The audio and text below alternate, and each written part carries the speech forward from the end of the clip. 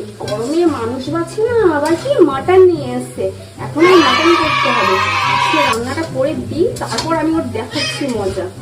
এই গরমে কবে দিয়ে বলছে এটা এসিটা লাগাতে? হ্যাঁ, নিজে এখন কোথাও আড্ডা মারতে যাচ্ছ? মাংস এনে রেখে দিয়েছো, মাটন করতে হচ্ছে, এখন নিজে আড্ডা মারতে যাচ্ছ কেন? একটু আমার সাথে সাহায্য করতে পারছো? তখন থেকে জামাটা একটু এনে দিতে বলছি, সেটার বেলায় কিছু নেই।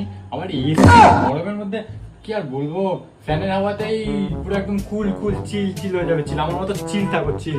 একটু থামো, আমি আড্ডা মেরে আসি। ওইসব এসি টেসির কথা বাদ দাও, মাটনটা করছে একটু ভালো করে করো।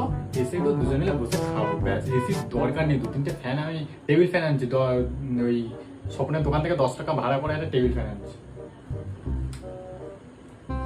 গেছে তো আড্ডাটা মারতে, এসে দেখবে এসিটা আমি কি করে লাগাই, তখন আমি ওর মজাটা বোঝাবো। একবার শুধু আসো। 2 hours later. কি গো, মাটনটা হলো? কখন দিয়ে বলছি, মাটনটা এখনো হয়নি। তুমি এখানে বসে বসে ঠান্ডা ঠান্ডা লাগছে, কি ব্যাপার? এসি কোথা থেকে আসলো? ও, তুমি চলে এসছো? দেখো দেখো এসিটা লাগিয়েছি, কেমন হয়েছে সেটা বলো আগে।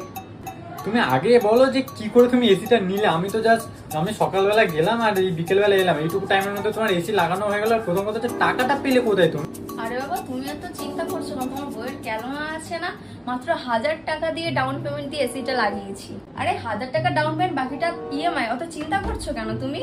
হ্যাঁ, ইএমআইটা তো আমার শ্বশুর মশাই এসে দেবে না? আরে বাবা, শ্বশুর মশাই কেন দিতে হবে?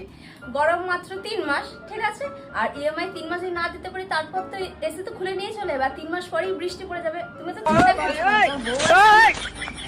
ছি ছি ছি ছি ছি ছি ছি রে নুনে ছি।